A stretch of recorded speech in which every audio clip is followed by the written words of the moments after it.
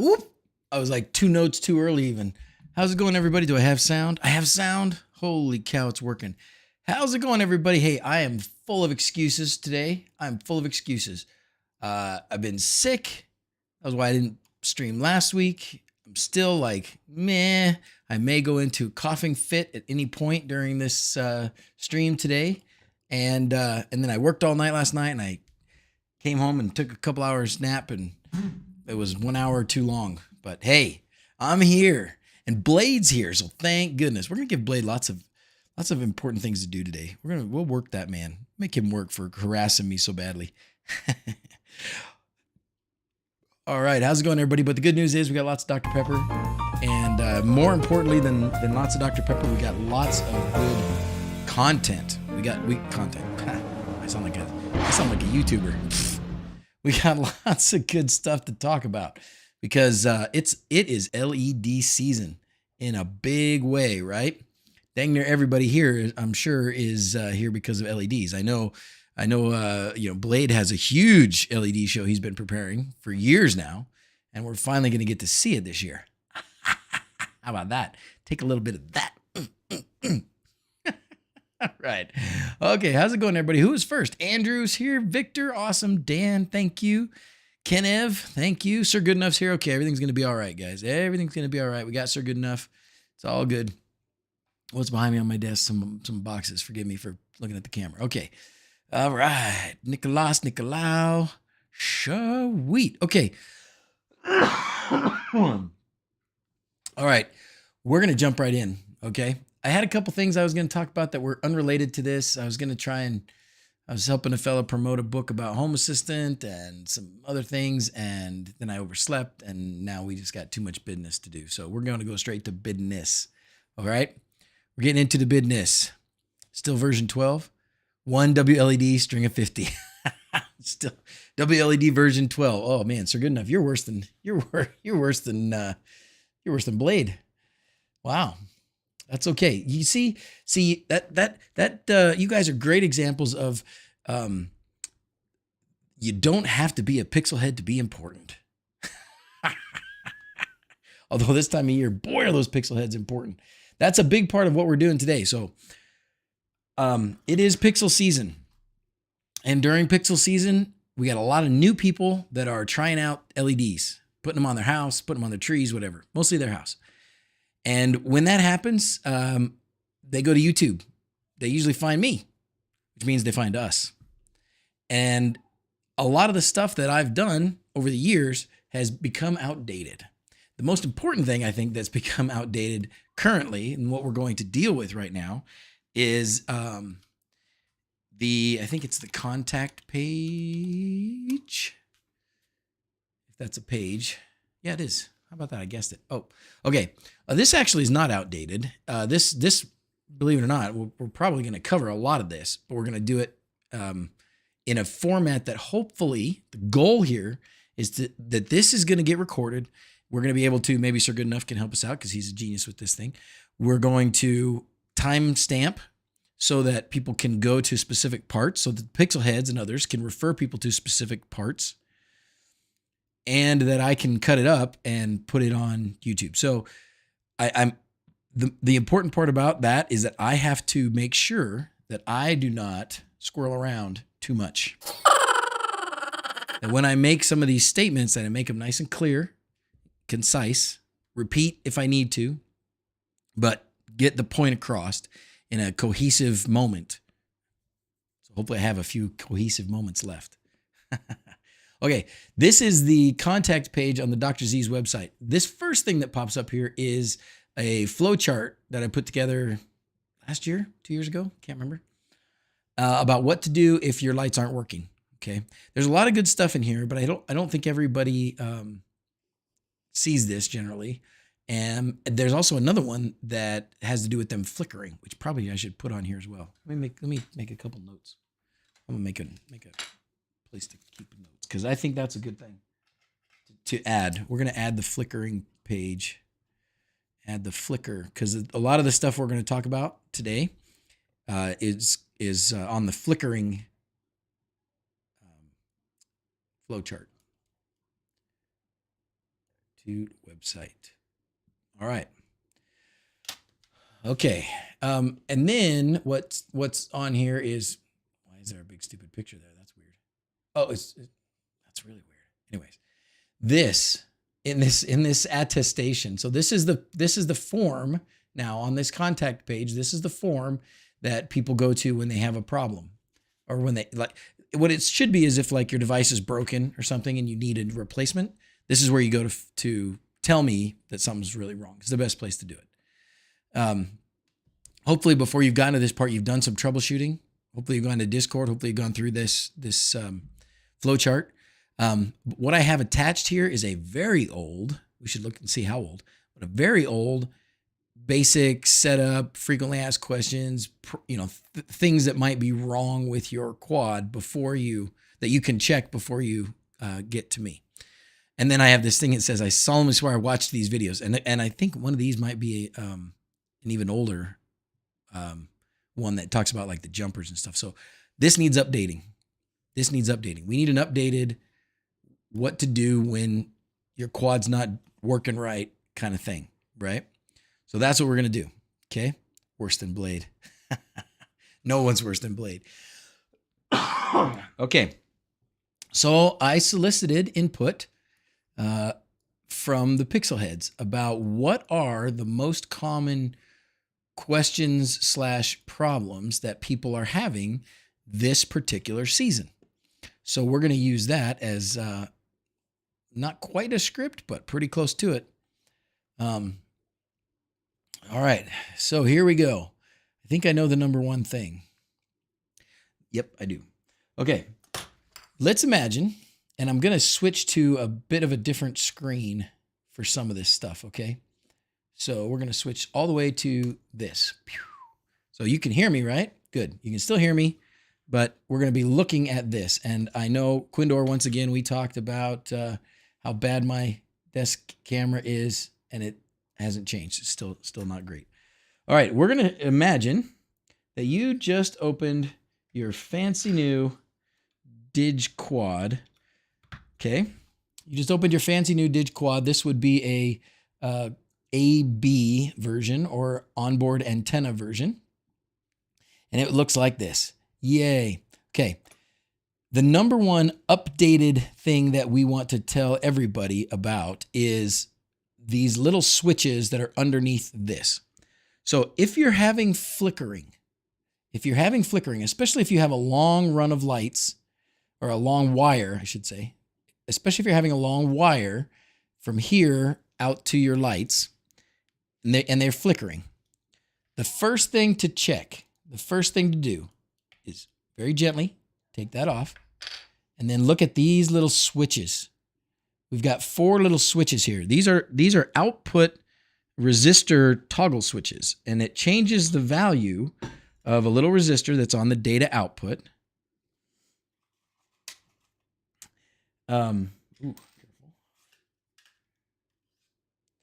There's a little piece of plastic here. I had one poor fella who actually broke this switch trying to get this little piece of plastic off because he thought maybe it was a lid or something. It's just like a little piece of film. So you don't even have to peel it off. Actually, let me show you without peeling it off first. All right, so if we're connected, let's say your data is connected to this first output. This little switch right here, the very first one, corresponds to this output. Switch it. It's right now on 249. I know it's upside down, but that's what it says. 249 ohms. This one, the other side, is 33 ohms. So what you do is just, you can poke through that lining and just push that little switch. See, now that little switch is down and the rest of those little switches are up. Once I've done that, now it should be a little bit easier to grab this lining and peel it off. There it goes. Oh my word. It's not supposed to be the hard part, Z's. There we go. Okay. So you can peel that little cover off too. And there's your little switches. So if you're having flickering, this is a new thing. This was in the latest version of the quads and the Unos. Here's an Uno also has the same little switches. Okay, there's only 2 outputs on the Uno, right here and right here. Okay, so those 2 correspond, same thing. There's 2 resistor values, 249 and 33. The default is 249, and Quindor has his reasons for that, and that's okay. But a lot of times if people are having troubles with flickering, you need to switch that to 33. Okay.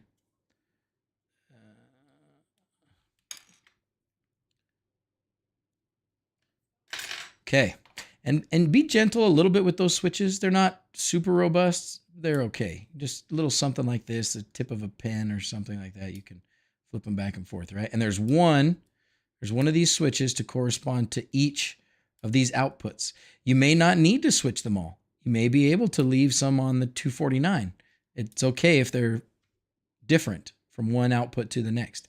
So if you're having flickering from your LEDs, especially if you have a long wire for your data before it gets to the first pixel, the numero uno thing to do, take off your ESP32 and flip the switch. Flip the dip switch. Okay? Bump, bump, bump, bump. Pixel heads, you chime in if I miss anything important, okay? Now, that is going to lead very nicely into the next thing that we want to tell people or remind people to be careful of. Where's the rest of my antenna? Okay. I'm going to throw this little tidbit in. A lot of times people get an external antenna version of the quad or the Uno, and they put, they put this on, or this is already on, and they turn it on, and they're like, I can't get any Wi-Fi signal, or it keeps dropping all the time. If you have the external antenna version and you have this little gold thing here, if you don't connect the external antenna, the Wi-Fi signal will be so extremely weak that you may not even see the access point. And if you do, it may not function very well. And it certainly won't function very well if you move very far away from it. So if you have the external antenna version, don't expect anything from the device as far as connectivity if you haven't connected this little wire like that. Okay, that's number 2. And that's only because I threw that in there. That's like number 1.75 or something. Number 2, most important thing, because it's necessary. So because it's necessary to take off your ESP32, we need to go over the proper way to reconnect your ESP32, because a lot of times people connect it wrong and then they have big problems. First thing to tell you is don't remove this or replace it. So don't take it off or put it back on while you've got this thing connected to power. Okay. And that goes for a lot of other things too. Don't make connections or disconnections while you've got power going through your device or your LEDs. Okay. Remember that one. So when you connect this, when you go to put this back on, make sure that you've got it lined up correctly. The antenna should be sticking off to the side. All right. The USB port should be on the same side as the power in. Okay. On an Uno, the USB port is covered by the fuse. That's on purpose. That's on purpose. There was a time, I don't think it's quite as important anymore, but there was a time where if you connected to the USB port while this board was powered on, you would do some damage. And so Quindor, in his ultimate wisdom, which he does have, that's not sarcasm, he has ultimate wisdom, he made it so that you can't connect to the USB port while it's connected here. That's on purpose. So this is the orientation, okay? That means, let me show you now the wrong way. This is wrong. Wrong, okay? Let me get that in there good. Wrong, wrong, wrong, wrong, wrong, all right? This, if you have your ESP32 connected here and you power this, you probably have destroyed your ESP32. It's probably no good anymore. Okay. So let's show you the wrong way on the quad. I think most people have quads. A lot of people do have Unos, but I think the quads is the most popular, most important. So here's the quad. This is wrong. Okay, that is wrong. Your first clue should be that it's hanging way over the board like that. But this is wrong. Okay? Wrong, wrong, wrong, wrong, wrong. Now, that's not the only way you can do it wrong. Sometimes, and this just happens usually innocently where somebody's just not quite paying attention or doing things in a hurry. If you connect the ESP32 and you've got pins hanging over the edge, see those pins are hanging over the edge? That is wrong also. That will damage your ESP32. Don't do it. Make sure when you put your ESP32 back on that those pins are covered. Okay. Now, I don't have one with me, but these come with a little kind of a dead header that you can put over the top of those, these pins onto the side that aren't used to cover those. So that's good. You should keep that and use that if you have it. I just don't have it right here, and it's not the end of the world because those pins aren't touching anything. All right. The same goes if you go too far the other way and you've got exposed holes that you don't use. It's harder to see that, but that's another possibility, and that would also be wrong and damage your ESP32. Okay. So don't do that. Make sure when you've got this thing connected that it's connected properly. Let's also show you the Ethernet version. This is the Ethernet version. Okay. The Ethernet version does have the onboard antenna at the bottom. So it's the same as this plain onboard antenna version as far as its orientation and its placement. Goes like this. Okay. Ethernet that way, facing that way. All right. Those are the two big things. Let's see what else is on my list, okay? Pixel heads, you remind me if I'm doing anything, missing anything, okay? I'll go back to this for a minute. Ooh, yeah. Pepper falling. We got squirrels falling. Okay. So those are two really important things. What else we got? Okay, we can talk about data boosters. Let's talk about data boosters. Oh, I have a data booster handy. I may have to grab a data booster. Oh, yeah, I do. Perfect. Okay, so we're going to talk about data boosters. Now, part of the reason, we're going back to the desk cam view here, because this, for me, I think the best for recording, because this is all recorded, by the way, not just on YouTube, but on my computer. So the best for recording is an image like this that I can reuse more easily. Okay, so part of the reason that we now have these dip switches is because for a while we had just the 249, and a lot of people were getting a lot of problems with flickering if their first LED was very far from the data output. So I know I have at least one video, probably several streams out there, where I was telling people if you're more than about 10 feet from the end of this, then you need a data booster. And obviously wasn't clear on a lot of things with the data booster stuff. So let's go over the data booster stuff. Okay. First of all, now that we have those switches, you should be able to go quite a bit farther than 10 feet. Okay. From here before your first LED. All right. Flip that switch to 33 and you should have a lot more distance to go. I don't want to give you an exact number because it depends on things like your wire size, what effects and colors and brightness you're trying to do, etc. But you'll have a lot more distance right off the bat if you just flip that to 33. Okay. Now let's say it is really long and you're going from here and you're going way out here. Say you're going 100 feet or something like that, really far. And then you're having flickering. One thing to try is the data booster. This is the data booster. Okay. Here we have it. The data booster is just like it says. It boosts the data output so that when it leaves here, if it's weakened on its way to the LEDs, then this will boost it so that it's back to being strong again before it gets to your LEDs. Okay. A couple important things about the data booster. It has an arrow, this arrow right here, and it says, this is the data inside, this is the data outside. So when you're arranging things, fortunately I have some spare pixel parts here for my demonstration.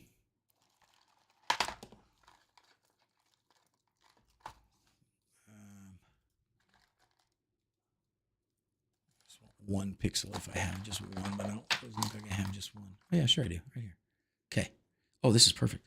Okay, so this represents our pixel string. Okay, this represents our pixel string. It's not to scale. There's 100 feet between here and here. Okay, if you get here and your pixels are flickering, they're doing bad stuff. You've switched this to 33. It's still doing bad stuff, still flickering. That's when you may want to put a data booster in between these two. The best place to put this is somewhere around the middle. So putting it right next to this, right next to the output, is not going to help you. Putting it right next to the pixel, not going to help you. You want to put it somewhere in the middle. And I say somewhere about in the middle because you want to put it somewhere convenient. And so it's going to depend on how you're running your wire, where your pixels are, where your controller is, things like that. So somewhere about the middle, that's convenient. That's where you put this.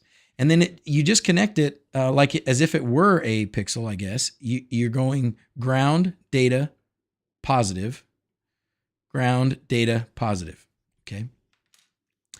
There are these. I don't think very many people use these. Probably not as many as Quindor would have thought, but maybe some do. These are little terminals that are made for to help you with power injection, to give you a nice, easy place to power inject. They are nice. I myself have not used them very much, but basically it's just a little nut and a bolt and a couple of wired terminal ends for you to make a voltage injection connection. Oh gosh. Voltage injection connection. All right. There we go. That on there. Okay. So then you can have a separate, this would be for a separate positive and negative wire to connect to your data booster. So the data booster gives you a very nice place to connect voltage injection already if you're going to do that. Another thing, important thing about the data booster. The data booster has the same switch on it as the Uno and Quad, the 249 to 33 resistor switch. And it is by default, this one looks like it's, oh yeah, there it is. It is by default set to 249. So if you've set this to 33, and this somebody, maybe Quindor or somebody can tell me if I'm wrong about this, but I would set this also to 33. Okay. You may be okay setting it to 249, but maybe not. All right. So I would say set that to 33, set that to 33. And if you're still not getting the results that you want, if you're still getting flickering, you can try playing with these switches. Try switching them back and forth a little bit and try a couple different orientations to see if it makes any difference. Yeah, you know what I mean? Okay. So don't forget you've got a switch on this. That's important as well. If you hook this up backwards, it'll probably go pop and it won't work anymore. So don't do that. When it comes to waterproofing,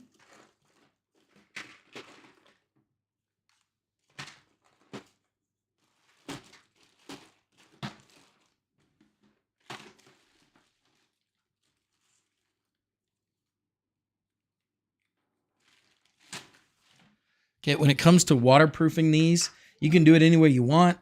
I do have, and these are available on AliExpress, but they're also available on DrZzs.com. I have these splice connector little doohickeys that work really well.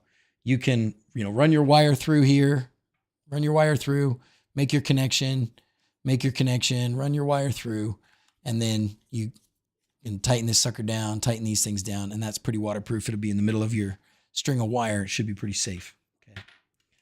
All right. So that is data booster. Oh, here, sorry, I almost forgot the next most important thing about the data booster. Most often, you're actually not going to need, okay, Alkali says always 33 ohm when combining, when you have combined wires. Okay, so what he means is when your wires are like this and they're attached together, then 33 is where you're going to want your switches. Okay. So if you had separated wires, like this, or some people, instead of buying a 3-conductor pair like this, they'll get a positive and negative pair like that, and then they'll just run a separate wire for data. In that case, you may be fine, or you may be better with the 249. But when they're in a ribbon and they're connected down a long run like this, or bundled in another way, then 33 is usually your friend. Okay. So what I was going to say was, generally, you don't need a booster coming off of the modern Unos and quads. Only if it's a really long distance might you need this. Generally, you're going to be fine because of this ability to switch this output, and you should be able to get to your first LED. The more common reason in my mind at least, the more common reason to need a booster is when you're going from one section of LEDs to another section of LEDs. And if this distance here is longer than about 10 feet, then you're going to probably need one of these. Now, same applies. So say you've got, here's the end of your one string here, and here's the beginning of your other string over here. And let's say this is 20 feet between the two. You want to take this booster. You don't want to put it necessarily right next to the beginning. You don't want to put it right at the end. You want to put it somewhere in the middle that's convenient, or as convenient as you can make it. All right. Putting it right here is okay, but then you may be limited on your distance out this way. Putting it right here does you almost no good at all. So put it in the middle, about halfway, or as close as you can conveniently get for these, between these two lengths. All right. That's it. So I think, in my mind and in my experience, the most important time to place a booster is when you're jumping a gap between two strings of LEDs. Ooh, and Tech Turtle says 5 to 7 feet. So if it's 5 to 7 feet even, put in a booster. Is that right? Wow. It all depends. I found I had to use a sacrificial pixel from 3 meters off of the DigQuad. Okay, could be true. Christmas lights, Zols, could be true. Could be true. Could depend on wires and things. So it's still possible, certainly, that you would want a booster after a quad or an Uno. But fortunately, with these switches, we're getting better distance with this latest version from the last year or two than we were from the version that came out in like 2020 or something. Okay. Pixels could be after 1 meter from the DigQuad and still 2 meters from the first real pixel. Okay. Test things on the ground first. Life Lights on Peacock says, have a booster available, but try without it first. They can cause problems if they're not needed. Ooh, very good. That's Alkley says that. So if you're not sure if you might need a booster, get one or get multiples. They're pretty cheap. And the thing to do is to try it first without it. And then if you realize that you need it, then you can add it. Okay. And sacrificial pixels are not as good as a booster. They're the poor man's booster, maybe. All right. Anything else on this, guys? What else about the boosters?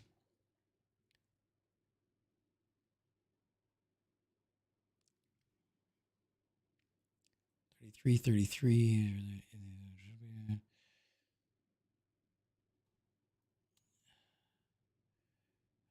All right. I'm gonna go and I'm looking over the list of things that we talked about. We'll go back to the interactive stream for a moment. All right. Latest version is better. It's true. The last Dig is better and easier with the dip switches. Amen. Amen, brother. Daisy chaining them works, but can cause unexpected issues. Okay. So daisy chaining boosters, you're saying, Alkley. All right. I'm looking for other hardware things before we move on to some software things. We can talk about connections, wire connections. Let's talk about wire connections. Okay. Let's talk about wire connections. I don't know how good of examples I might have of this, but we're going to talk about wire connections.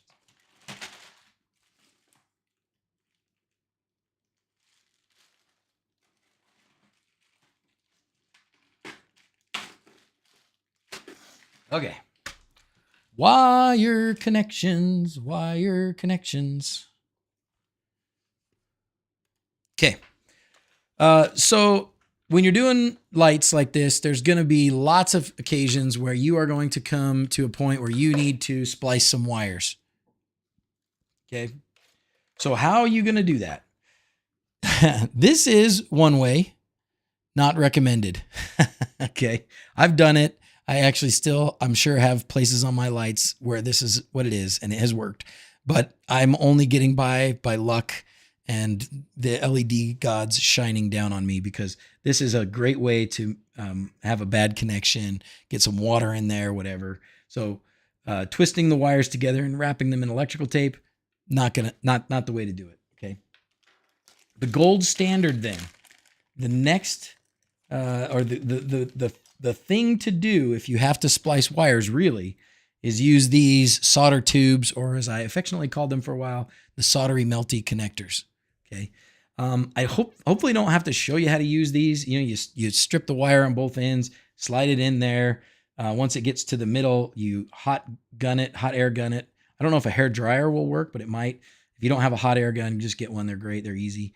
It's good to have around. So you hot air gun the heck out of that until the solder melts, and then you're good. Let it dry, and it's good. And it's waterproof, and it's a solid connection. Okay. So that's the gold standard.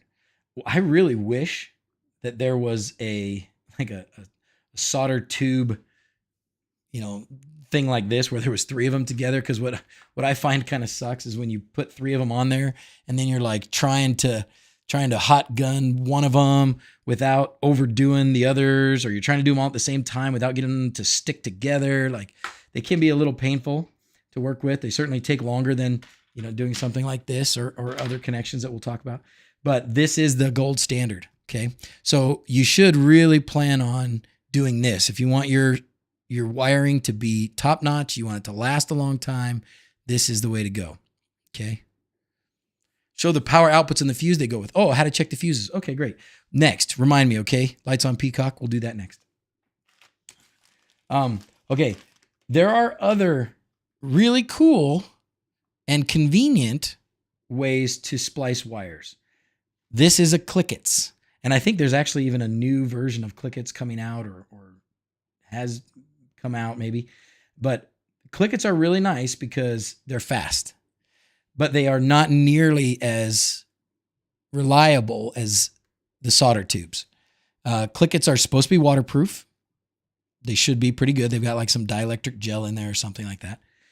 The problem generally is with the connections. So when you're using these, you slide each wire into one of those tiny little holes, and then you clamp it down. You put the wires in here and you clamp it down. Crunch.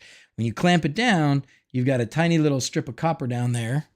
It's kind of sharp, that goes into the wire, and that may or may not make a great connection. I've had pretty good experience with them. I've had some fail. If they fail, you just try another one. But in general, they're fast, they're convenient, and they work for the most part. Again, the reliability is not quite what it is with these, but it's a good option, especially if you're in a place that's hard to deal with, or you're in a hurry, or you just want to try and get away with it. Use these. If you're planning a splice and you know it's going to be there for a long time, you know it's going to be in a place where it's going to be really hard to get to later or something, use these instead. Okay. But if you're in a pinch and you've got pixels that went out or something, and you just need to try and splice together the wires again to patch in a pixel to fix a prop or something, this is a good option. Okay. They're really, really fast. Oh, good. Tech Turtle says version 2 is out. He thinks it fixes some of the issues, but maybe not all of them. Got it. No issues with mine. Too much heat, like using a lighter, can burn the tubes. And that's the only issue I've seen with these, probably, right? Yeah, if you put too much heat on these, I've seen the wire. I've seen sometimes the wire that you're using, like this, maybe, if this wire is really thin and cheap, and on some LEDs it is, I've seen this stuff like bubble and peel while you're trying to melt this. So that's no good. Okay. And I don't know if it's worth even talking about other types of connections, but there are plenty of other types of connections, but I would say these are your gold standards. I've used things like this, but not in big permanent situations, certainly not outdoors. These are convenient. These are nice. But I would use this like inside of a box if I know that it's going to not need other kinds of waterproofing, or I don't have to worry about size or anything like that. Then these are fun too. And they work pretty well. All right. What else? I don't use tubes, but I hear different brands have dramatically different quality. That may be true. That may be true. What do you use, Alkley? Alkley just does the old fashioned kind. Alkley just he puts the wire and the heat shrink tubing. I guess I should say gold standard is probably take the wires, solder, twist them together, solder them. Hopefully you've already slid your heat shrink tubing over the top, and then heat shrink tubing them. That may be even better than the solder tubes. Yeah. So that's probably what Alkley does, because he's the gold standard. Okay. All right. Let's go back here for a second. I think, did that cover wiring connections, guys? Anything else you wanted to talk about wire connections? Okay, DrZzs is here.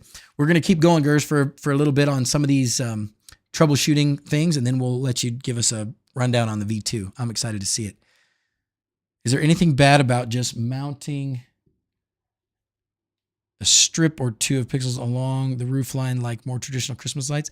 Looking for a starting point without getting too crazy to start. You know, Robert, there is nothing wrong with it. The wires are okay to be outside. The pixels are certainly okay to be outside. What I found when I tried that was they just kind of hang. They kind of hang funny. The wires are a little bit wampus, and so the pixels don't hang down real straight. But you can do it, and it's certainly a great, cheap way to start. So I think, yeah, I tell you, go for it.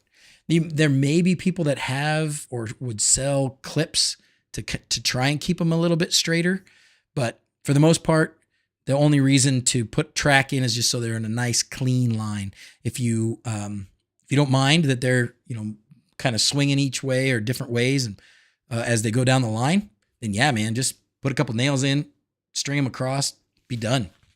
I won't criticize you for that. If you've got a significant other that'll tolerate that, lucky man.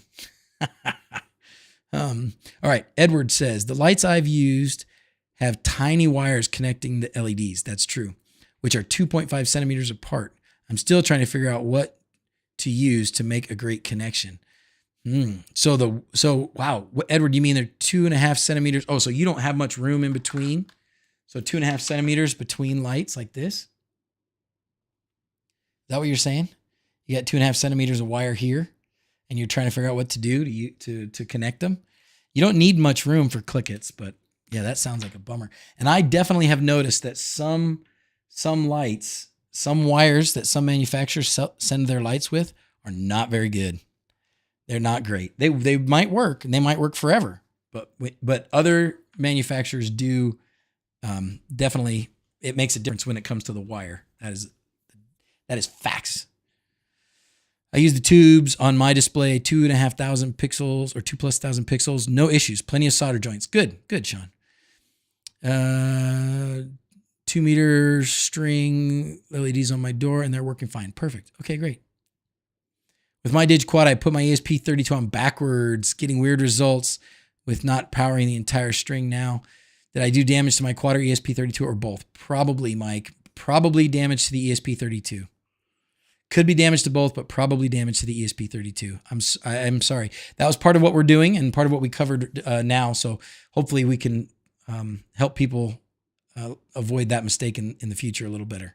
So I apologize for you making that mistake, but that is probably a damaged ESP32. I have more. Message me. We can try and work something out. Okay. All right. The next thing was the wiring methods. Wait, somebody said, I said we would come back to it. What was it going to be?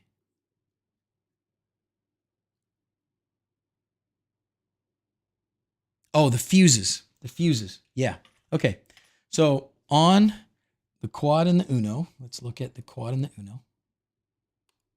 Okay. Here's a quad. Here's an Uno. Oh, I guess I should probably get out an Octa at some point and point out the same kinds of things. The Octa does have these same switches, everybody. If you're using an Octa, hopefully you're kind of advanced a little bit and you've built up to that, because they are a little more complicated to work with sometimes. They're just laid out a lot differently, not laid out maybe as intuitively as these are, but they also have those switches. Okay. Now, so somebody said, how do you check the fuse? The best thing to do, I think, is to take the fuse off and shine some light on it and see if you can see it. Actually, oh yeah, that fuse is good. You can't see it. Okay, well, if you don't know how to check the fuse, you can hold it up to the light and you should be able to see the little squiggly metal that goes along there. The other thing to do, probably the better way to do it. Hopefully, if you're doing these kinds of things, you should have a voltmeter. We should probably have like a DrZzs approved voltmeter or something, right? Okay, you hear that squeal? That's continuity. That's this symbol on the voltmeter. And when you do that and you get the squeal, that means that this side is electrically connected to this side and the fuse is still good. Okay. So that's the two ways to check. You can either just hold it up to the light, look for the squiggly. If you have a voltmeter, that's better. Put the voltmeter on it and test it out. All right. Now, as far as which fuses correspond to which outputs, on the Uno, it's not really an issue because there's one fuse. And so it covers all the outputs. On the Quad, it is laid out on the bottom in the silk screen. So these first two terminals correspond. You can kind of look at it here. There's a line that separates these two from these two and the rest. So these two correspond to this first fuse. The second fuse gets the next two terminals. You can see that under here. Next two terminals, one fuse right there. And then after that, each terminal has its own fuse, the next three terminals. So this one goes to that fuse, this one to that fuse, this one to that fuse. Okay. So that's quick how to check your fuse. You can look at it. You can put continuity on it from your voltmeter and see if you get a squeal. And then which terminals here connect to which fuses. The first two to this one, the third and fourth to the second fuse, and then the last three to the last three fuses. All right. Okay. Great. If you guys think of some other, hardware things that we need to cover, let me know. We'll cover those. In the meantime, I think we need to talk about some of the software stuff. Okay. So most important thing I think to cover on the software part, I'll keep my face in this one, unfortunately, well, maybe I won't. Maybe I'll take myself out of it. Anyways, the most important thing to cover on the software part is that if you're using a wLED board, that might be a Quad, it might be an Uno, it might be an Octa, it might be the DrZz. If you're using one of these boards that you get from me or from Alnet China, the international store, Quindor's designed boards. Quindor has now created, and it's been out for a while, but he's created this installer website, and it is great. I am going to take my face off. Goodbye, face. There it goes. Boom. Okay. Okay. Already ordered 20 meters. I think it's going to be even better. Awesome. Awesome. Awesome. Okay. So how do you use this? Now, this is going to supersede other instructions that you may have seen about, going to wLED directly and, downloading the latest version, and then starting ESP Home Flasher or some other flasher. Those methods, I would say, are old. Skip them. Don't do that anymore. Go straight to this website and do it this way. There's one, let's talk about the one specific problem too. and I'll pull up ESP Flasher. ESP Home Flasher. This is probably a really old version because I haven't used this much in a while, ever since they started making these web flashers. So we have noticed, we mostly being the pixel heads, of course, have noticed that if you download a version of wLED and you use this ESP Home Flasher to upload it to your ESP32, there is a high likelihood that you will have a corruption. Okay. And it won't work. And then you'll be kicking yourself and you spend a lot of time trying to figure out why. Okay. So ESP Home Flasher is great. It is great for what it's for, but it is now been replaced with the web flasher ability of the install websites. So do not use, this is going to be my recommendation. Don't use ESP Home Flasher. If you've used it and it's worked fine, great. You avoided the downsides, you avoided the curse. But a lot of people have used this because of old instructions, and I apologize for old instructions. That's what we're trying to repair here. But this will cause you potentially problems with the version of wLED, or with the what's the word I want to use? Stability. This will give you potentially problems with the stability, the reliability of the wLED installation. So don't use this. Okay, bye. Use this instead. Yay. Okay. Now there's a couple things I want to point out. For one, your device comes with wLED on it, I promise. Okay. But there are, as you go through the troubleshooting process, sometimes where the fix is potentially to reflash the device. All right. So if you're going to reflash the device, you can go to one of these pages. We'll pick the quad page. And he's got some very simple instructions, very simple things to do here, depending on which board you have. So that means which board. Oh, what did I do? Did I mess up? Oh, cancel. Oh gosh. Oh gosh. Oh gosh. What have I done? What have I done? Hit the wrong button. Hit the wrong button. Okay. I meant to hit this button. Okay. If you have the onboard antenna version, that looks like this. That is antenna board. That's this guy. It's got the big black rectangle. Antenna board. Okay. Next option on the list, antenna external. That's this guy. This is antenna external. Make sure you have your antenna connected or you're not going to get very good signal at all. Okay. AE antenna external. Next version, potentially, well, the EA Plus, I actually have one. We can look at that one. This is the Ethernet version. This is the Ethernet version. It has an onboard antenna version underneath it, but if you bought this one, you bought it so that you could have this Ethernet connectivity. Okay, that's this guy, Ethernet version. So make sure you choose the one that you have down here. If you're doing the AE Plus, hopefully I have one. Yep. The AE Plus is this version, which adds a few things. Some of them add more data channels.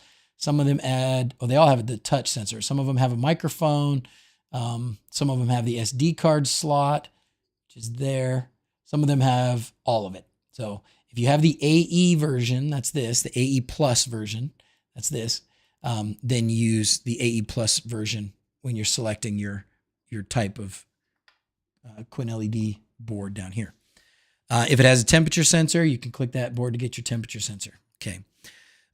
Now, if you have your device connected directly to your computer, as in you've got your ESP32 and you've taken it off your quad, you've connected it to your USB cable, and you connect your USB cable to the computer, then you can just hit install and it'll go through the process. If you want to do an over-the-air update, well, let me tell you this. Let me say this way.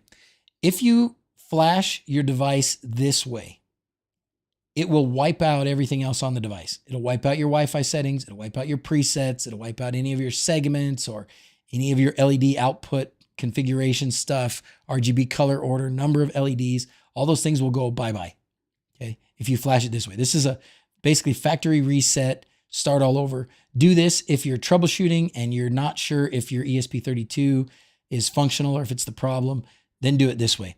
If you just want the latest version of wLED and everything else is working fine on your device, don't do this. Don't do this. You will cause yourself nothing but a lot of work. So if you're upgrading for the sake of just getting the latest new version of wLED, don't do the manual flash like this. Instead, do the over-the-air update. Now, if you want to do the over-the-air update, you don't necessarily use this. You go to this link. All right. And each of these, again, this is for the quad, but each of these devices has a page. Quindor's done a great job of getting all the pre-compiled binary files together for us. So you can find them here. All right. And now you do have to do a little bit of sorting through it yourself and deciding what you have. Let's look at these versions quick. It won't take long. If you have the AE Plus temperature version, do this. If you have the AE Plus, do this. If you have Ethernet temperature, do this. If you have just the Ethernet version, use this one. Okay, so that's going to be a common one that you'll use. If you have a non-Ethernet version with temperature, fine, use that one. This one, actually, these are the beta ones, so forgive me. He still has the beta 5s up here. The lower ones down here are the ones that are not the betas. These are the official releases. So he'll probably take these off soon, I would expect, and replace them with the 15 beta 1s pretty soon. Okay, so most commonly, you're going to use this one, wLED 14. This is the full version, new full release, DigQuad V3, done. Okay. If you have Ethernet, you might use this one, Quad V3 Ethernet. All right. The others, if you know what you have, then you might need one of those. Most people are going to be using this one. A few people will be using this one. So you download that. Let's just click it. We'll download it. You put it in your magic flashing folder. Okay. And then I won't do the update, or I won't do a flash, but we'll take you to, let's see, is this one? I don't remember any of the, what are the numbers on my 140 something else? 86. Let me look it up. Fine. Look it up on the app.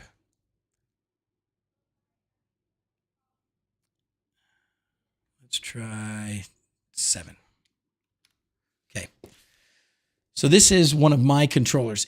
Once you've downloaded the correct version, then you go to Config, Security and Updates, Manual OTA Update, choose the file that you just downloaded from wherever you kept it. Okay. Wherever it is, I don't know. Fine. I'm not going to actually update this, but you do that and then you click update and it will do its thing. Okay. I don't want to do that because that would mess up my controller. But that's what you do. That's how you update over the air. Okay. That'll save you a lot of problems. Okay. What's next, guys? Oh, I know what's next. Let's go back to this for a second. The next thing to warn people about, a very common place where people have problems, is presets. Presets. We still see a lot of issues with presets. wLED is a fantastic firmware. It's got great developers. It's been by far the best thing to come to the DIY LED world, or even honestly the commercial LED world. I see more and more commercial companies selling their products with wLED installed on it. It's fantastic, but everything's got its shortcomings or its glitches here and there. If you really get deep into presets and you start doing a lot of stuff with segments, etc., and you're really heavy on the presets, you may get to a point where your wLED installation gets corrupted or it goes bad on you. Okay. So a couple things probably to tell you. One is don't go crazy on the presets. This is actually a lot of presets, I think. You know, I'm not able to tell you what's a safe number of presets, what's too many presets. You know, I can't tell you that. There's too many variables. I can't tell you. But I can tell you that there are people who have problems because of presets. So keep your presets kind of simple. Do the ones you need to do, but don't go too crazy. Okay. And the other things you can do is you can back up your presets. So I'm remembering where to do the backup. Is it in edit? If you go to in your bar up here, and if you go to your IP address and then you go to edit, it gives you a screen that's got a lot of the sort of file tree and stuff. It gives you this presets.json file. And this is not very well formatted. It's one big, long, huge file or huge line of text that has all your presets in it. But if you've spent good time on your presets and you're like, oh boy, I might be on the brink of breaking something, before you change your presets, download this. Okay. So grab this thing. You can either copy it and paste it into another document. Looks like you can just hit save and it'll download. Is that right? You can right click and download. I'm sorry. Right click and download your presets file. Okay. Or you can download your config file as well to back up. The Pixel Heads wanted me to warn everybody that there is a Home Assistant. I think it's like a Home Assistant integration or something that creates a preset every time you change something. And they said, be careful with that. Don't do that. It's caused a lot of people problems because it makes too many presets, complicated presets, and makes things go bad. I'm trying to find the exact wording that they used. Okay,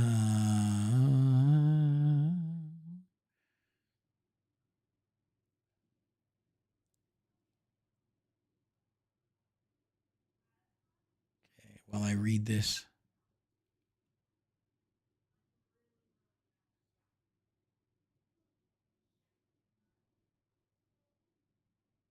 I can't remember where I saw it. Somebody mentioned it. Okay. Another thing, let's go back to this for a second. And we're getting close to done here. We're getting close to the end of these. So if you guys can think of anything else, if you have questions, or Pixel Heads, if there's anything that I'm missing, talk to me. Talk to me, Goose. All right.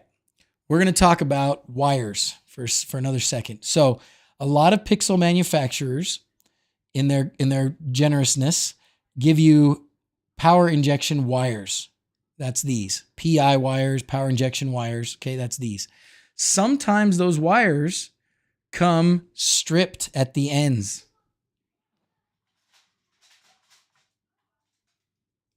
We'll give you a visual aid. So sometimes the wires that are coming with your Pixels right out of the box will have bare wire at the end. When you plug this in and power up these LEDs from the controller, those are live. And if they touch, that's a dead short. And that will blow your fuse in an instant. And it could damage your Pixels or it could damage your controllers.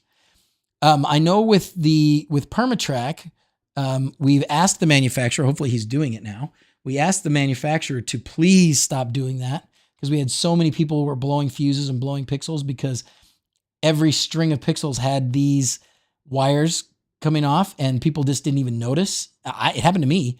It didn't even notice and would connect everything. And then these would just bump into each other and poof, you get a short, you get something blown. If you have these, if you take out your Pixels and they still have these, cut them off. That's it. Just snip them. Okay. If you're not going to use them, you can snip them closer. If you think you might use them later, maybe you cover them with heat shrink or electric tape or hot glue. I don't care, something. But this, at least with them cut like that, you've got a lot less chance of them coming together and making a short. Okay. So be very careful with those power injection wires. That reminds me, might as well tell you another thing too. When you are, I said this earlier, but I'll say it again. When you are playing with your Pixels and you're splicing and doing things, don't work on them while they're powered on. Okay. And I don't just mean like go to wLED and click the power button. I mean, disconnect the power. Because if you have power running to these, even if they look like they're off, there's still power in these wires. And if you just put your wire clippers through this and snip those, that's also going to be a short. You're also going to blow your fuse, and you also could potentially damage your LEDs. So don't work with your wires. Don't splice your wires. Don't make connections or disconnections with the power on. Okay, disconnect the power at the power supply, or at least at the quad or the Uno, whatever you're using, before you make connections, make disconnections, or splice any wires. Okay, you'll be glad you did. Okay, I think I'm feeling pretty good about what we've covered. I want to let DrZzs come on. John, are you around? Bring on the DrZzs. Bring on the DrZzs. That should be pretty useful. Hopefully, what we just went through, that hopefully is pretty useful for people. I apologize for my hoarseness as well. Let's see. Show the proper outputs. The fuse, digit quad, 20 meters. Okay, great, great, great.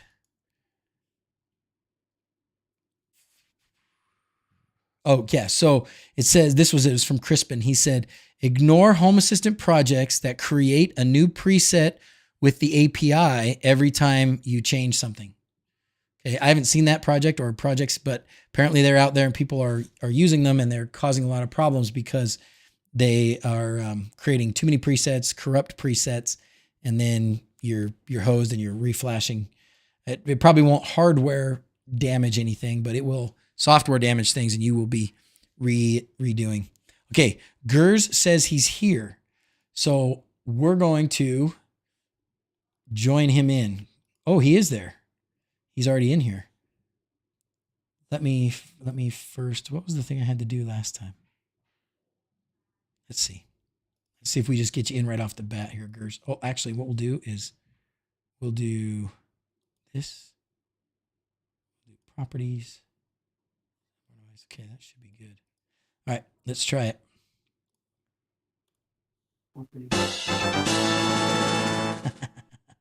Did you guys hear that? Hopefully you did. That's my entrance in Discord. When I enter the voice chat, it makes that sound. How's it going, dude? It's always amazing. It's so amazing. So fun, isn't it? All right, yes, how you doing? I'm doing awesome. How is everybody doing tonight? I think we're doing pretty good. Or wherever. How's everybody doing? Let me pop you out and give you the majority of the screen here. Excellent. Okay, I can see that we're getting sound, so that's good. Good. Okay, dude, take it away. It's all you, man.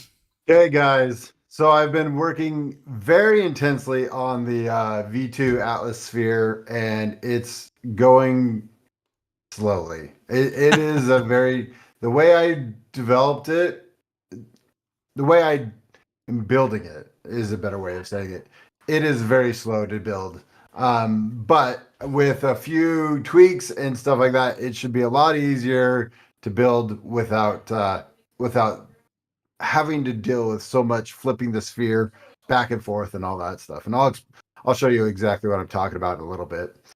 But I hooked up a new camera to show you guys with a little bit more fidelity what the sphere looks like. Now, I must apologize because late last night at 2 a.m. when I was working on it, I must have been a little bit tired, and I fried a section of the LEDs. So I haven't had a chance to repair that.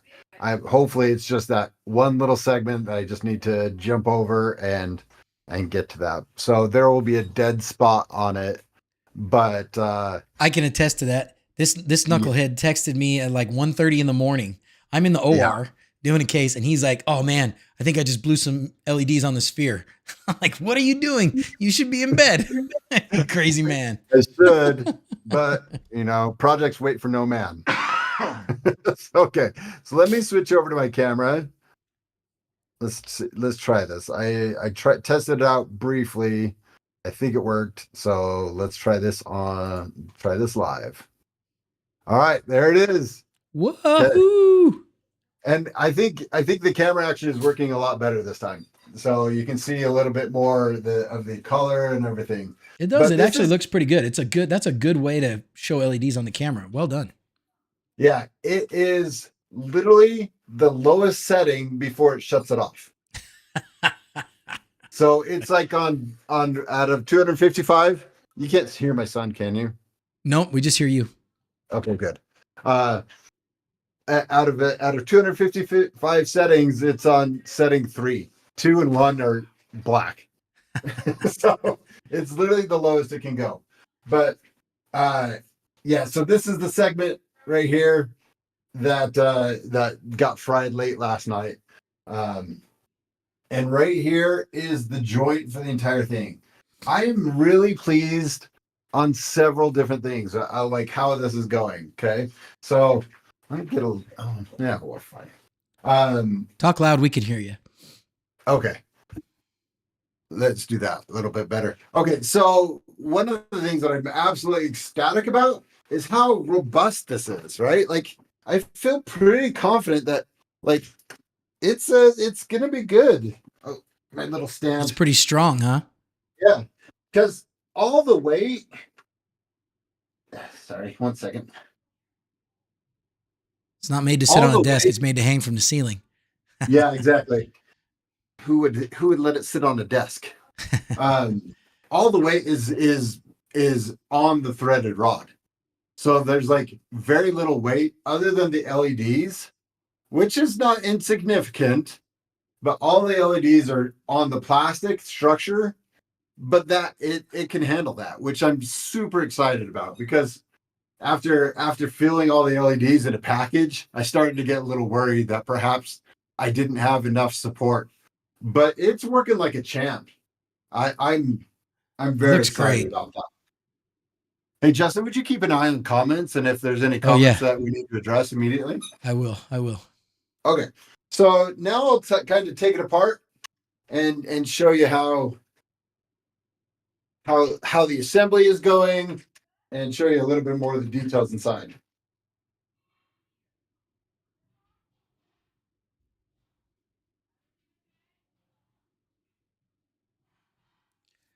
There haven't been very many comments for the last like 20 minutes, so I'm wondering if anybody's still here. It says 90 people are watching, but we haven't had any comments. Oh, wait, maybe I just need to scroll down. Oh, gosh, I'm an idiot. Yeah, perfect, idiot. Jeez. Robert says, love the Golden State Warriors colors. That's the maize and blue, Robert. But blue colors. That's the maize and blue. John and I met at the University of Michigan as students. So we are, it's Michigan versus everybody. That's right. And like we met at that, but then our friendship was forged in Halo 1. That's true. That's right. Halo 1, fighting the flood. Yeah. Okay. Some of the things have not been secured completely, so it's going to be a little bit of a cluster. It looks, I mean, you're doing great. You're doing great, John. Keep it up.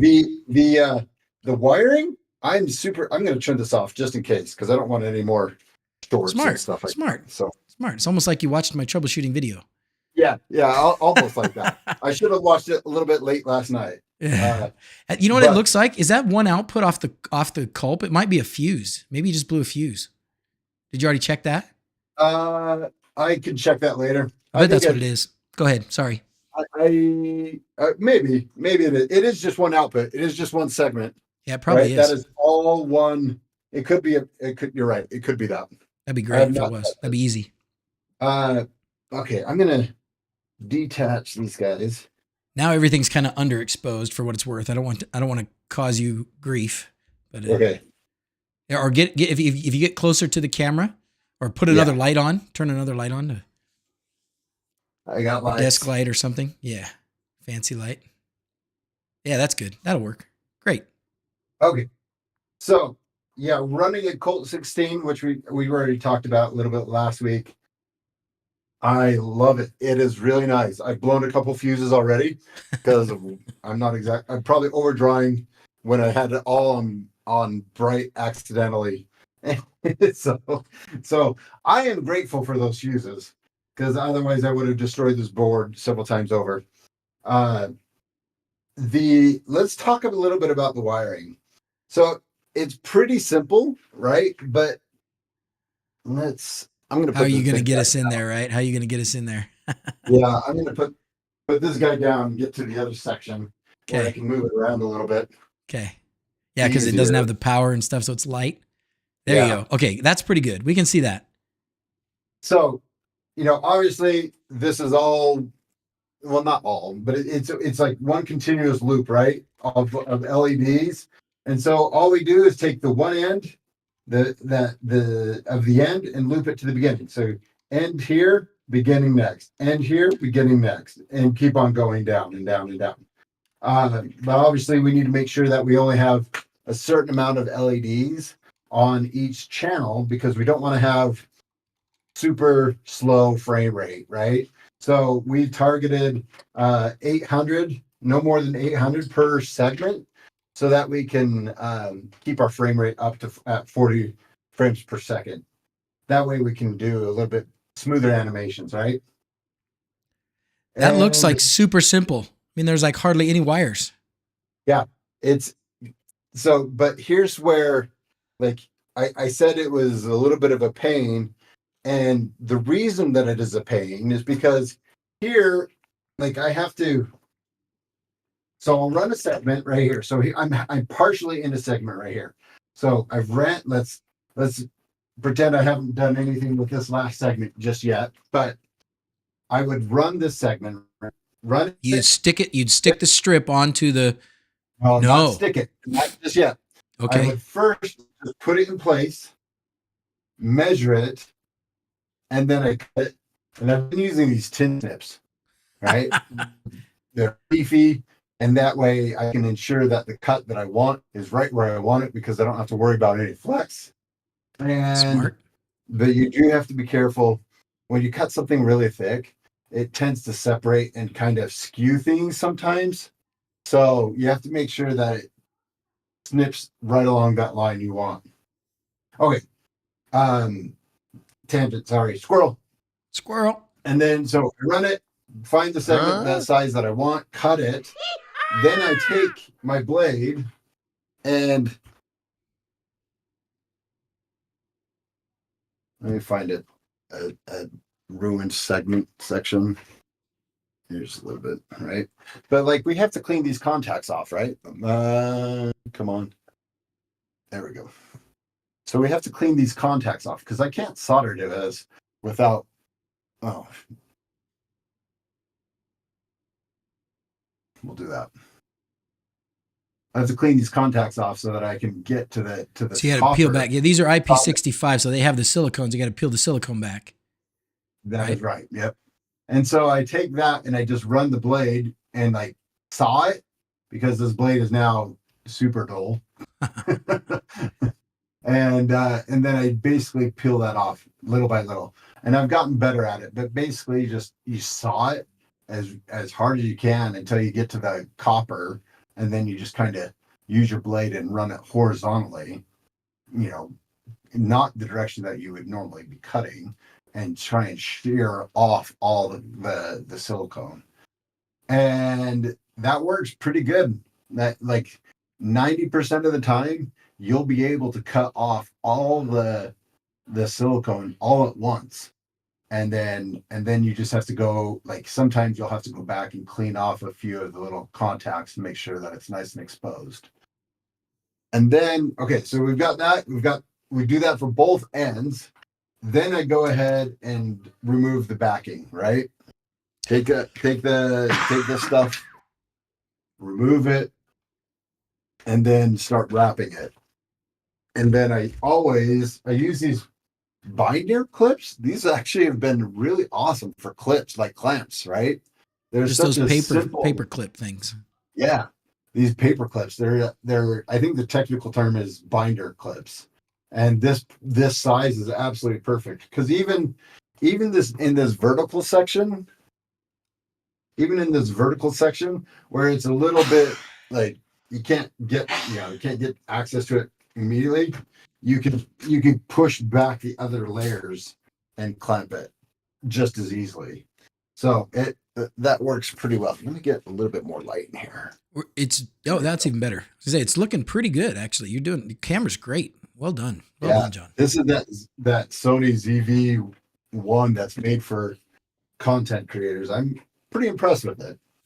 You put me to shame. Thank you. That's good. That's good. Well, it is a competition, right? Okay, so then I put the clips, like I peeled it and I wrap it and I clamp it in place and wrap it around, and making sure to create tension in there all at the same time. So that way these guys are pretty robust already, the plastic rings, but like if you have something externally that's a single piece that's creating tension, that's going to make it all the better. Okay, so then I clamp that. Then I have to drill it out, right? So now I have, this is like a 1 point, I think it's 1.8, might be smaller. I can't remember. I can get my calipers out, but I have a small drill that allows me to, I had a smaller drill bit. It was 0.9 millimeters. And that is exactly what I used for these. Like this is like without the sleeving, without the protective sleeving on this guy, it is 0.9. It's like 0.8, 0.7. So it's like just enough clearance to get the wires through. Now I found out that once you solder these, because you want to like tin them, right? And for two reasons. First off, getting this through a hole is pretty difficult. Without fraying it. It kind of acts like a solid rod, and so you can push it through a lot easier. But if you don't have it tinned, then the wires tend to spread as they hit something and don't go where you want them. So I tin them and then I push them through the holes. And I've gotten sloppier, not sloppier because, well, it's just I've opened up the hole to a larger diameter because it broke my bit. But I found that the larger hole doesn't really affect it too much. But if you want it like pristine, then go with a smaller bit. But the 1.8 or whatever this is. You find that with the little bit bigger bit, you've still got enough copper pad that you can drill through, and you still got plenty of copper left. There's different ways I've soldered this. So initially when I started, I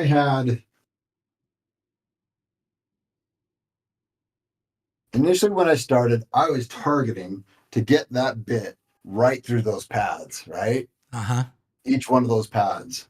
And sometimes I do that, sometimes I don't. Now, most of the time, I have found that it doesn't require you to have the hole right in the center and to run the wire through that copper pad with the hole in it.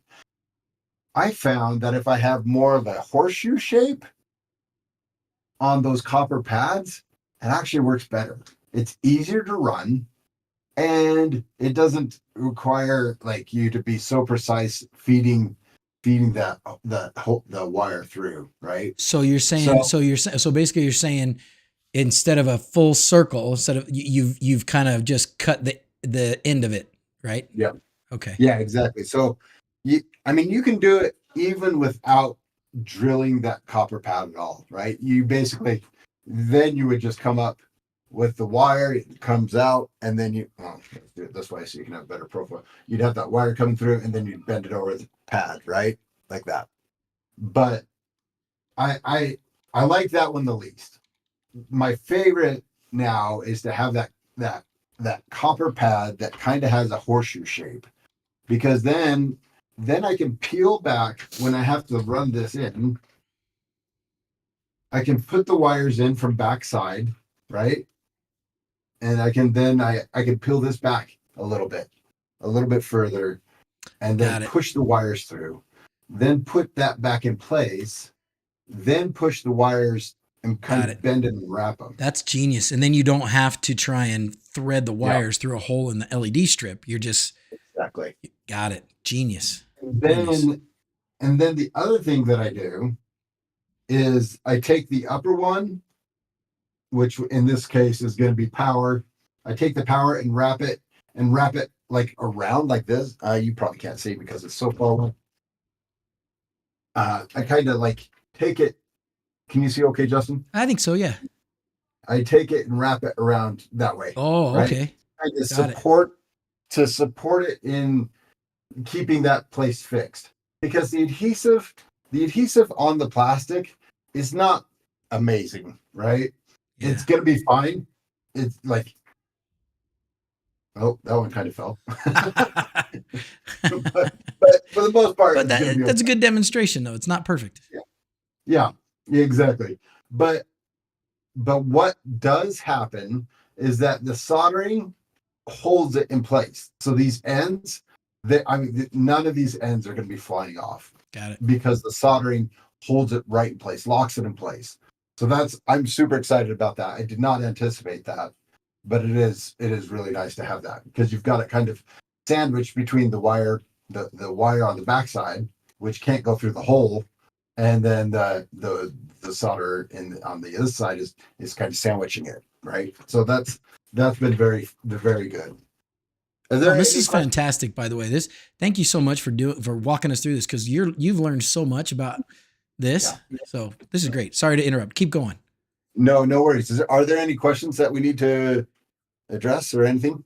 Nothing I haven't, other than I need to stop coughing into the microphone, and something about the Big Bang Theory. No. No, we're good. All right, good. Okay. And okay, so we've got that.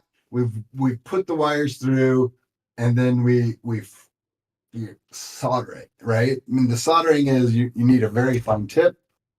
I wish this camera would focus a little bit faster. Autofocus But better. It's trained to AI focus on human parts. yeah. So okay, this is off so I can touch it. This is a very fine tip, and it's been very good. It's kind of got a curved end, which I like a lot, so that if I want to just use a very fine point, or I want to use a blunt and get a lot of heat into it, that has been very advantageous. I don't think it's absolutely required to do that, but a fine tip soldering iron is going to be required for this project. Then then the technique to solder this is kind of is technique sensitive, right? So you want to make sure that you're heating the pad and the copper wire, right? So you hit the pad and the copper wire at the same time, and then you make sure to solder. You drop your solder into the place.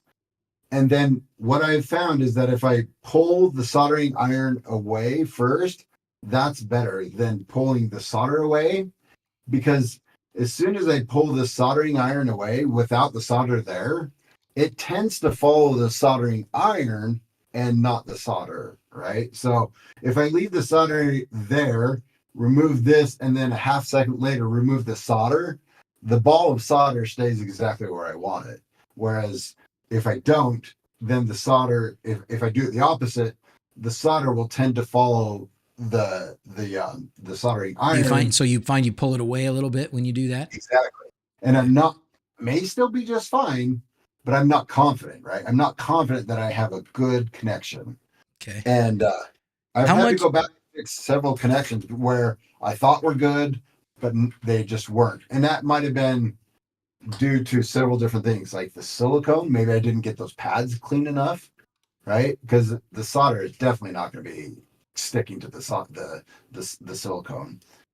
And yeah, or maybe I just didn't assemble it right, and that solder ball pulled away from the copper pad a little bit.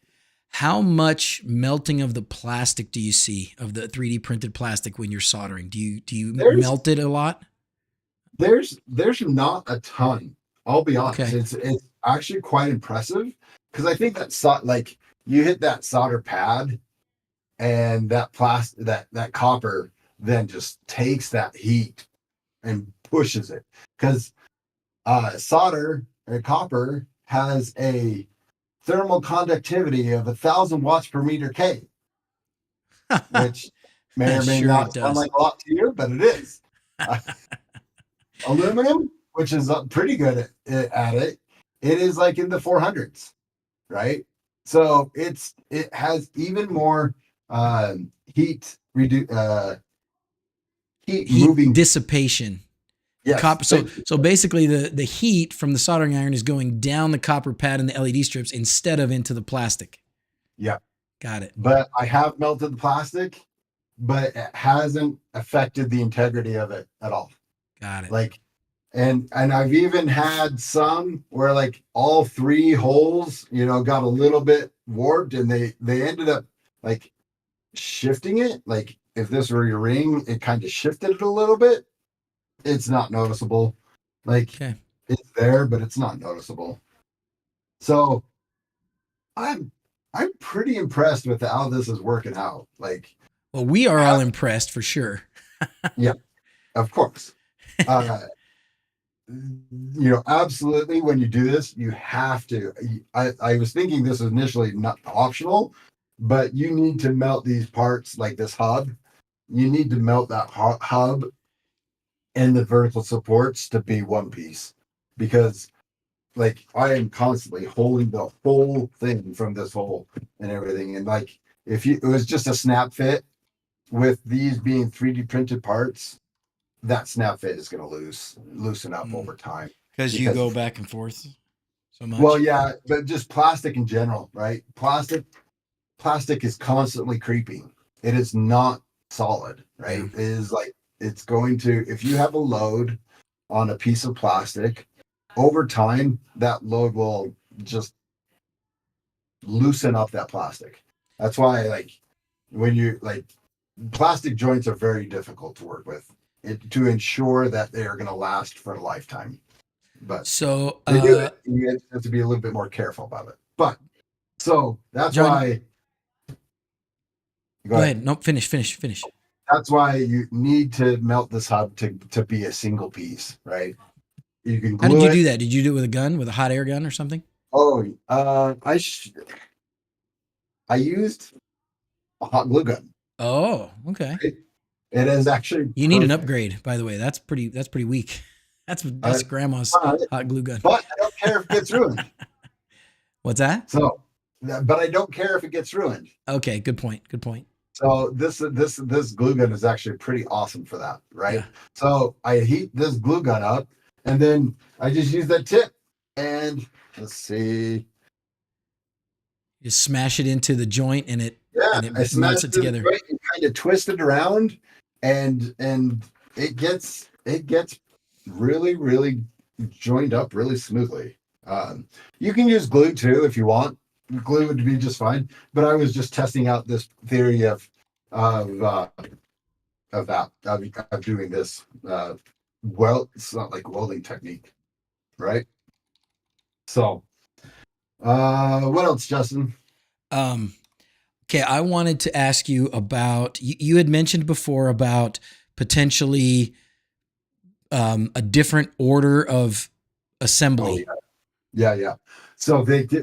Like I said, this is taking a long time because I am constantly having to flip this, work, flip, work in here, flip, finish this part, and then I'm done, right? That was one ring, right? You have to constantly flip back and forth. So in the future, I think the best way to do this is to print all the rings, create the structure, vertical support, but do not assemble the horizontal rings onto the sphere yet. You will want to work on these, get them cut and like prepped, right? So you'll end up like, you could do it one at a time, but you could also do it every single one. You could prep every single one. You just need a lot of binder clips to hold everything in place until you're ready to assemble it. So, but what I would do is I would make the vertical support, have all my rings assembled, and then I would start running the LED strip around it, cut it in place, clean off the edges, drill the holes, and you could even solder one half of the connections, right? Because there's 2 connections per ring. You could solder one side of it, all the power all side, the way. Got it. or all the receiving, like So the jumper so side. you would end up with a pile of rings with LEDs with pigtails. Yeah. 55 of them or 50 of them, whatever we're at, 49 of them. Yep. And then you start assembling them, and you assemble one, you make that connection, right? The wired connection to the other ring. And then you put the next ring on, make that connection. And that's what you're saying. Yep, exactly. Okay. And I would go from 25 or 24 because there's only one 25 ring, right? And there's actually only 49 rings on this sphere. You'll go from ring 25 or 24 and on up, right? Okay. Start with the biggest one at the bottom and then go up. Then you can work like this the whole time. From the top. Right? Yeah. Yeah, I see. Instead of having to flip, and you're done, right? Okay. You can work from the inside, outside, outside. And that literally will save you hours and hours of time, because I'm constantly mucking around with this, trying to keep this in place, work on this. Like, I'm lucky that I have the shelf right here, because that shelf actually holds it for me pretty well. And so, but it's a pain to have to reset that. I'm losing a lot of time on that. So you'll definitely want to assemble the middle rings first and then go up. Now, you'll have to remember, and you'll have to think about this ahead of time, which order and direction are they going to be built in? Because if you're looking from the top up, they're all going to be around counterclockwise. Is that what we decided? Counterclockwise. Thank you. This is the bottom half. So this one actually goes this way. So they're all going to be around this way. And you'll want you just have to make sure that all the rings are going to be wound the same direction. And you'll also want to make sure that the start and stop and end are in the same location. Okay. So right now I have a vertical support here, right? And then just to the one side, I just picked just a little bit to the inside of one of the vertical supports. Okay. So you'll want to make sure that you start and stop next to a vertical support, and make sure it's always to the same direction. Otherwise, you'll have a joint here, or something like that. Yeah. Right. Yeah. So you'll want to think about that and how you're going to tackle that. So I would just make sure that you have, if you're assembling it, you wind them all in the same direction, and then you set it up so that you have a vertical support, like clip, right? Because these guys have. Let me find it. Let me find the spare. Okay. Oh, you know what? I just got rid of all of them. Okay. Anyway, there's a little, like, the vertical support rib goes up like that, and then there's a little clamp that just goes around it. Oh yeah, yeah. Right? You showed us before, and that's where you slide the filament through, and that's how you make that connection. So last thing, John, unless you think of something else that I think you could explain to everybody, is the port connections. So how do you do when you're starting / ending a single, what's basically to the culp, a single strip, and you're starting the next one? How do you do that? So are you asking, like, how do we jumper him, or are you the pigtails? Like, so you've got these pigtails hanging off that you connect to the culp. So explain that for just a second, how you do that. And then did you end up doing any power injection anywhere? Yeah. So I have power injection on these. So you start, this guy's tangled. Let's go with this one. All right. So, right, the culp board has these connectors on them, right? These connectors are awesome. I love these. They just require you to back out the screw, and then you put in the wires, and then you tighten them down. And you can get them nice and secure so that you're just clamping on the wire, and you have a super solid connection. Then you just run the wire to the connector, like this guy right here. Anyway, so I've got the first wire that comes into this lower half, right? And then I just poke them through and solder them, kind of like what we explained before, right? And then I solder up to 800, right? I try not to go over 800. It's kind of a rule of thumb. It's not like a hard and fast rule, but 800 is a good amount because there's going to be a lot of current being drawn through 800 LEDs. Yeah. So, and there's also a reason to stay around for under 800 for that frame rate that we were been talking about earlier. So 800 it is. And then we go through, jump one to the next until you get to, and I just keep it around like in the Colt software, FPP.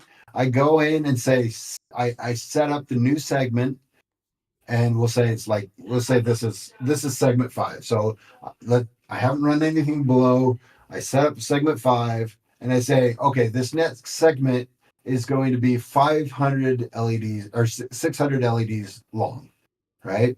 And I set that at 600 to know, like, okay, once I get to 600, then I need to start worrying how many more do I have so I don't go over to that 800 limit. So it's just and then as soon as I install a segment and only half of it lights up, I know I've hit that 600 limit, and then I still need to start figuring out how many more can count I run the rest, count the rest, and then add that to exactly what you guesstimated initially. And then if it's still at like 640, I'll probably run another ring, or maybe even 2. You know, it just depends on where I'm at in the sphere, right? The upper sphere, assume this is the upper sphere now. The upper sphere, these first 7 rings were all one segment, and then the next 6, then 5, and then 5. So that there's 4 segments per hemisphere. Okay, so 8 total. Yeah, because somebody asked, Sir Goodenough asked if this would work with the Octa, which technically, if you've only got 8 outputs, yeah, it would work. So yeah, it would work. Yeah. I don't see why not. That's my plan. I should be able to get through 8 because I only have 4 left, and so 8. And that actually means if there's only 8 ports, then that actually means, at least for this size. Now, if we went any bigger, it would, all bets are off. Right. But at least with this size, there is an 8-port Culp and Falcon, I think, as well, right, Turtle? There's an 8-port version of the controller as well, which maybe save a few bucks. I might be $20 or $50 cheaper, and maybe a little bit smaller. But that's good to know. Yeah. Okay, dude, that is awesome. Yeah, it's come along. I should have it finished this week. I'm hoping to have it finished by Tuesday and fix that segment. So other than that, I'll need excuse me. Then it's on to figuring out the software. Okay. So pixel heads, be ready. We'll know, but you'll know because you'll already know. You'll at least have the part where you know how many pixels are in each output from the Culp, but then we'll still need to know how many LEDs are in each ring. Yeah. And we'll see if we'll see how much better your counting is than mine. I'm sure you'll beat me in that as well. And you'll get the right number the first time instead of having to recount and recalculate 3 times like we did on the V1. My plan is just to go in the software and just, say, 17, right? And then change it and go back and change it, go back. Yeah. Okay, great. Is that what you did, by the way? No, that's not what I did. I stood there, man. I went cross-eyed just counting 1, 2, 3. And if you look, when you come next time on Tuesday, you'll be here, right? Well, look at the V1 out there, the big sphere. I put little hash marks every 5 pixels. Every 5 pixels, I put a small mark. Every 10, I put a big mark. and I counted them as I went, but that way I could go like I counted each row like 3 times. Painful. Yeah. Painful. And unfortunately, whoever builds this will have to count them themselves too, just because Yeah, it could be different. Just because of different ways. Like I screwed up right here. I see some gaps that look like you could have an extra LED in some of those spots, right? Yeah, right like there. At least one extra. Was an extra LED. It got damaged. Maybe it was due to soldering heat. I Could don't be. know. Yep. But it damaged the signal channel, and it wasn't working. So I just cut it off and added, resoldered it, and it worked. When you get to the point, John, of counting the rings, counting the pixels in the rings, ask the pixel heads, but play around with the in the culp output page where you've been setting the pixel things. There's some different testing modes, and there might be a way to like count with the testing modes. It might be able to tell you, port, like how many are in. I don't remember how it does it. So anyways, Turtle brought it up. I played with it when I was doing something else. Or maybe when I was initially doing the sphere out here. But there might be a way in the software that what you've got is a manual plan. They may have built something into the Falcon Pi software to make that process a little easier, because you're not the first one to have to do that in some way, right? Okay, cool. So there may be something. Just play with the testing options. You might find. I have looked at them. I haven't delved into them though. Yeah. So okay, that's great. Thanks, Turtle. I'll take a look at that, and if I get confused, I'll reach out to you. Okay, dude, this is awesome. This is awesome. Yay. So this is V2, V3. I've shown off just little bits. I think I posted a picture today in the YouTube community page about this stream, or maybe it was last night. And I put a picture. Yeah. I put a picture where it had the eyeball that was on the V3. It's downstairs right now on the dining room table, but that one's next. So that is so awesome. We're having a great time. We're having a great time. It's spheres everywhere. It's such a fun stuff. And Dr. Zeppers, hey, thank you. You know what? This was over our heads not long ago. So if you're a computer geek, you've got the capacity to get into this if it tickles your fancy at some point. So, all right. I am working on another project as well that I actually love these, right? So these guys are a soon-to-be project. These are like, you'll be able to hand cut these if you want, and then assemble them. I'm probably going to lean toward this one as a final design, but I love like the look of these but they're a little bit intense. There's lots of different laser cut parts, and I think making this by hand would be terrible experience. This guy, not so much, right? This guy is going to be a lot better. Yeah. But it's just like that right there. That's tracing paper, right? That's what I use as a diffuser and stuff like. There's no diffuser on these guys. I love that actually about it. It looks so bright and everything. And it flows so good. You just got the distances just right to diffuse it and everything. It looks great. So ultimately, I plan on having a huge tessellation pattern all along here, because up in there, camera, come on, do it. John was smart when he designed his basement office. Come on, camera. There we go. In the corner there, you can see there's some wires. There's one set of speaker wires for power, and then a set of Cat 5 for data.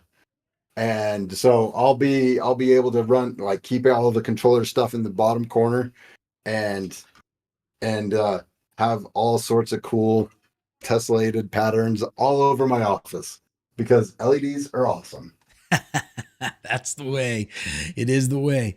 All right. Hey, so let's take the last couple minutes. Anybody has any other questions? If you got questions about the V2 for John, or if you got questions about controllers, pixels, why is the sky blue, whatever. We got a couple minutes. We'll see if anybody has any questions, and then we'll sign off for today. That was a success. Good stream. Good job, John. That is so fantastic. I'm excited to start on mine finally. Yeah, it takes a while to print. I think it took me a full week of managing my printer to print everything. Yeah. So it takes a little bit of time, but like anybody with an Ender 3 size bed or larger should be able to print this whole thing. So I designed it so that it could be printed on the smallest bed and go. So.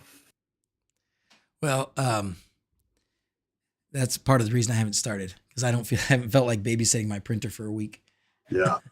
It's not awesome, but I think it's what you have to do. How'd you do it? Updated? Oh, good. Okay. Good. So let's see what else we're off to. Thinking of getting a 3D printer. Any particular points I should be wary of? You know what, Dr. Zeppers, right now, 3D printers are so good. Like, they are so good. You know, and there's so many, I cannot honestly keep up with what's the best, what's the latest. It's just nuts. We're getting to the point now where the thing that everybody's pushing is the print times, or the speed, right? A speed at which you're printing. So they're taking these printers that we've been using for years, and all of a sudden they're doubling and maybe even tripling the speed at which they can print. So yeah, I've liked my Elegoo. They've done a great job. They're not the only ones, but yeah, the Elegoo printers are what I've been using too. The Neptune 3 Pro, it's awesome. That was a great solid beginner printer. The printer, we are not sponsored by Bamboo, but a printer that I admire is a Bamboo Labs, the Carbon X1. I think that's a great printer if you have something, a budget that's a little bit higher. I think, but either one of those, like Neptune, Creality, they're solid. There's a lot of good brands. Those are ones that we use a lot. The Elegoo guys have partnered with us, and they send us printers, and it's been great. Yeah. When are the files available? So what we've been doing with the files, are they done, John? No more changes, right? They are done. If you're a member, Patreon member or YouTube member, those files are available to you. Okay, so you can get those on, if you're a Patreon member, they are in Patreon. You can go there in one of the posts, or in the collections. You can go to the collections tab and click digital files or something like that, and you can download the V2 .0. So so Patreon and YouTube channel members, I think Patreon is a better system, but Patreon or YouTube channel members, all these files are available, and the V1 files, even the big one in the backyard, the CNC machine files that you would need if you wanted to build the big 8-foot one that we built in my backyard. Those are both available there. That brings up a good point. I'm not sure that I put V1 on Patreon. So I thought I did. But if they're not there, our plan is things like this that we make, that's how we'll make them available. You know, if things that take this much time to put together, it's good to have a little bit of a way to try and return some of that. So that's what we're doing. We're doing it through Patreon, and John's been doing a really good job of keeping the Patreon thing going. I think we've probably posted more messages to Patreon members in the last couple of weeks than I have in the last couple of years. So we're trying to make that a better platform and do a better job of rewarding folks for supporting us that way. So that's right. Yeah, that's exactly right. These, like Justin said, these projects are not cheap to run. And so if we can recoup some of those costs, then all the better. And Patreon's a great way to support us in that way. If you want, but if you have the files, if you're not a member and you still want the files, you can get them through the DrZzs shop. That's right. And you can help out there. But if you are a member in some way and you don't have access to the file, just reach out to us. We can help you out with that. Yeah. I think it is time for sign off. Come on in. Somebody said something about diffusing the sphere. I don't know. I think, you know what, maybe a fun thing to think about at some point is covering it with a semi transparent plastic wrap to for one, help maybe with a little bit more weatherproofing, because this is really not going to be good outside right now as it is. You could probably splash a little water on it, but at least on the inside, the power supply and the controller are not weatherproofed at all. These LED strips are, except at the solder joints, they're not. So that'll corrode pretty bad. But these are IP65, so you can get them, you could splash a little bit and you'd probably be okay. But maybe putting a diffuser on would help that. Go ahead, John. The silicone is actually, it slightly diffuses it, right? It's no longer a super bright spot right in the center. It diffuses it and it lights up like a little bit of the other side of it. So the silicone is actually a pretty interesting diffuser in and of itself. If this was something that a lot of people got interested in, so we got these from BTF Lighting. We had to kind of custom order these, like 140 meters, wasn't it, John, or something like that? Because this is 63 meters of, so 7, it takes 7 rings like that, 7 of those to make one of these spheres. It's not that much, it comes out, it'll be several $100s. You should be able to, if you not counting paying yourself anything, you'll be able to build this thing for counting controllers and stuff, definitely less than 1,000, maybe less than 700 or 800, depending on what you want to do. But we could, the BTF guys, and there's probably other LED makers that would maybe potentially make some runs of these with clouded silicone if we asked them to. Oh, I have not attempted to ask, but I'm wondering if when they do the silicone, if they could throw a little bit of white dye in there and it just cloudy up the silicone a little bit, make a little bit more diffuse, and then maybe hide the copper in there and stuff like that. We could ask them, but that would be something like if there's a lot of people that wanted us to do these, then maybe we would try and make that custom LED strips for this. Yeah, that'd be interesting because then you have a diffuser built right into it. Big Smith, if you've put in if it's an issue with a DrZzs order, I should get to it today or tomorrow. I'm sorry, I've been a little bit busy. I've been a little bit behind on those. Usually within a couple of days, I'm good at getting back to people. If it's a permatrack order and you haven't heard in weeks or something, unfortunately, I'm sorry, that does happen. You can contact me as well. We'll try and get that going. So, all right, we good, John? We good, guys. Thank you all. Okay. Thanks for hanging out with us Girls, today. let's do the sign off. You ready? Did you just break something? No. Okay, don't break anything, you monkeys. All right, you ready? As always, thanks for watching. Till next time, adios. Adios. Okay, have a good one, everybody. John, thanks again, dude. Yep, Bye. see you guys.